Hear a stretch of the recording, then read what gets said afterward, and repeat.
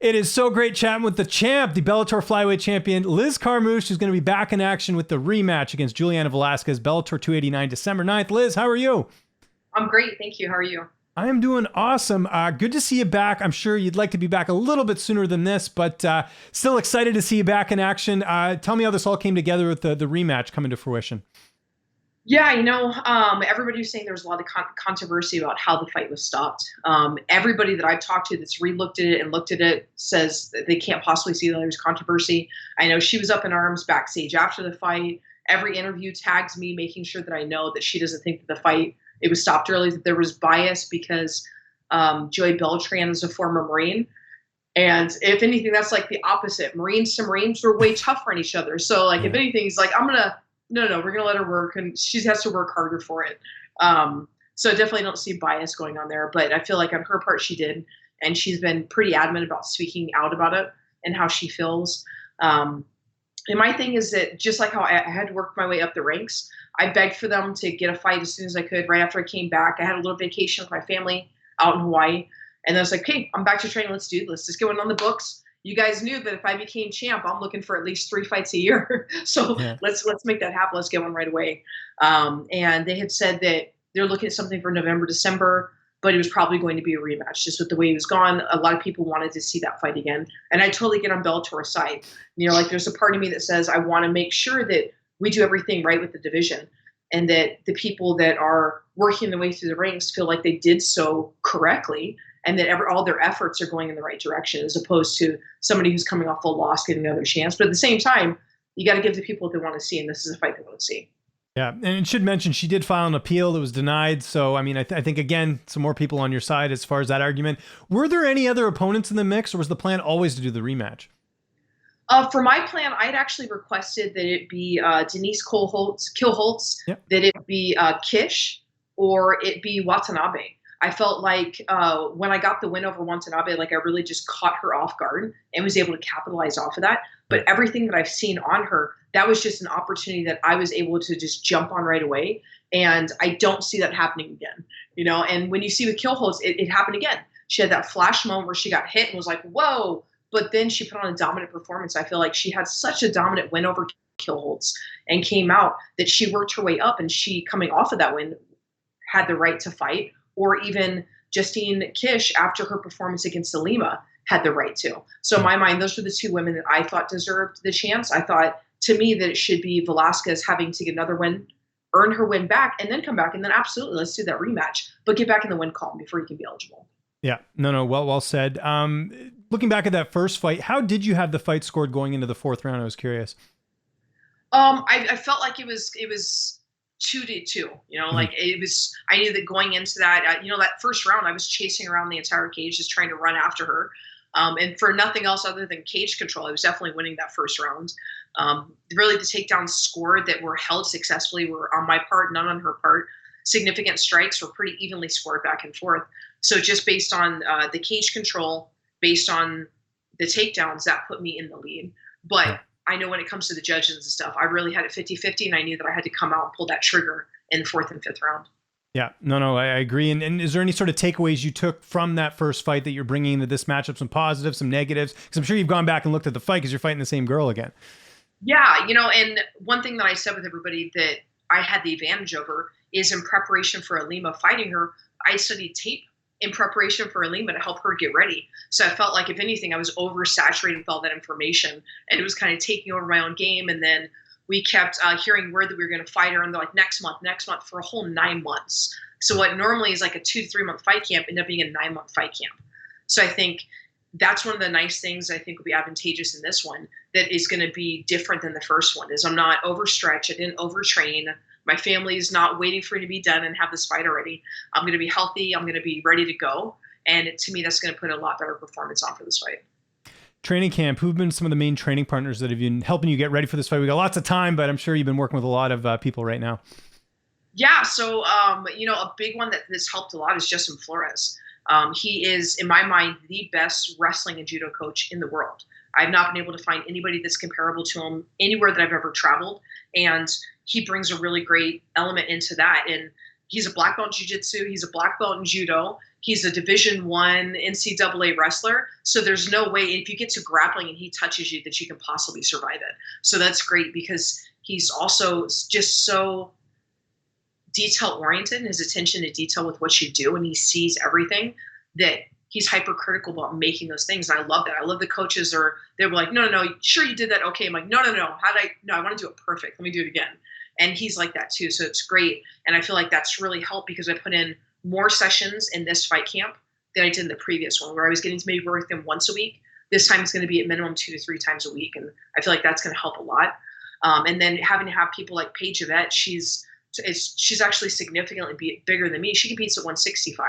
But height-wise, her ability to go southpaw, her ability to have that MMA background and have striking has really helped in preparation for this fight. Yeah, that's good to hear. And it sounds like you've been training with some amateurs as well. I was kind of looking on your Instagram. How important is that to have that variety of training partners? Yeah, I think variety is good because as much as I want to focus on the opponent at hand and I want to focus on my best performance for this fight, sometimes that means preparing for improvement on myself and not just laser focus on that opponent. Because for all we know, she could get injured, sick, anything, something happen, and they give me a phone call 2 weeks out and they're like, hey, we changed your opponent.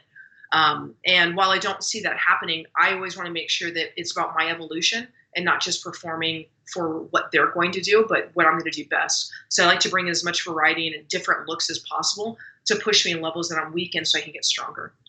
Awesome. That sounds great. And I know we got lots of time. Any cross training planned or just stay at home base for this camp? Yeah, I'm actually going to do something a little bit different. My head coach, Charles Martinez, he moved out to Virginia Beach. And so he's been scouting out different people from there. So I'm going to head out there, and actually a good change just for the family for me to be away for my fight camp. So I'll do half the fight camp here in San Diego with all the same people that I've been working with. And then I'll head out to Virginia Beach to work with him to get a whole different look and a different feel. Awesome. Well, that's good. Nice to have that. And then when does the weight cut start for you? Obviously plenty of time before the fight, but when does that process start, kind of getting down in weight? Yeah, I usually try and chip away a little bit at a time. So that way when I arrive at fight week, the actual weight cut itself is a breeze. Instead of having to be one of those people where I'm like, I got 20 pounds to lose in a week. No, I want to lose like 3-4 pounds and that be it, and just coast and really focus on everything I need to do to be healthy and everything I need to do to be in the right mindset to succeed in that fight. You still doing that underwater training at all? Yeah, no, that's still a big element. Still something I love to do. Yeah, I think it's so cool. And I mean, just the benefits of, you do any reading on it, just working underwater. It's like, it is like being in, what is it, elevation, or I guess it would be the opposite, but still you're having to really breathe hard, obviously, when you're down there, right? Yeah. And then we'll even breathe hard. You're doing all the exercises without breath. Like you have to go down there, and we do it so uniquely than what's offered to the public. Like there is a public Deep in Fitness and UTL where it's done a lot safer, but because almost all the instructors that participate in it have the grappling background, a lot of us professional fighters, we're able to add elements where we're grappling underwater. It's like, hey, just be smart about it. We know how to get you back up to the surface, but we get to do just as if we were on a mat, but 16 feet deep in the water. So if you make a mistake, you got to hustle your butt back up to the top. And so it definitely puts a good pressure that challenges you and helps you grow. Again, I know it's early. Who's going to be in your corner for this fight? Do you know that yet? Yeah, it's going to be the same people. It's going to be Charles Martinez and Vince Salvatore in my corners again. And how do you envision the rematch playing out this time around? How do you see it going down? I see it being a lot more vicious. I mean, to me, everything's done. I'm big on being a martial artist and being a professional. And so when you go backstage and you're screaming and you're having a hissy fit and you're doing things and you get rewarded for that bad behavior, that to me means that I need to silence you and make sure that you don't come back again. So I intend to go out there and be as violent as possible and make sure that she's leaving there hurt and not just with no doubts in her mind whatsoever, or her coaches or her team or anybody. Who gets the winner? I mean, I know you're not looking past December 9th, but do you have any idea of who could be the number one contender in the spot for the winner of this fight?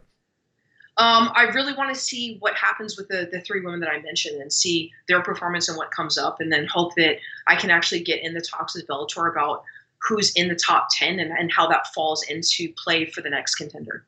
Okay, there you go. Yeah, sort of see it there. And as far as other things going on at 125, did you happen to catch the Valentina Shevchenko and Talia Santos fight that happened a couple months ago? If you have, I was just curious because some people felt like that decision should have gone the other way.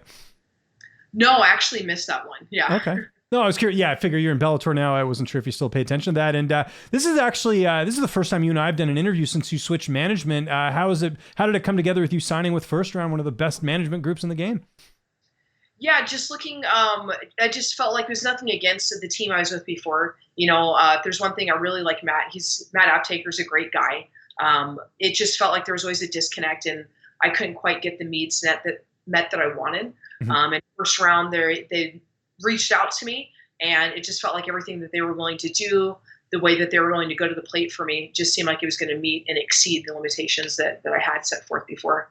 Awesome. That's good. And before we get out of here, downtime, what's that looking like? What do you like doing when you're not training? What do you get up to?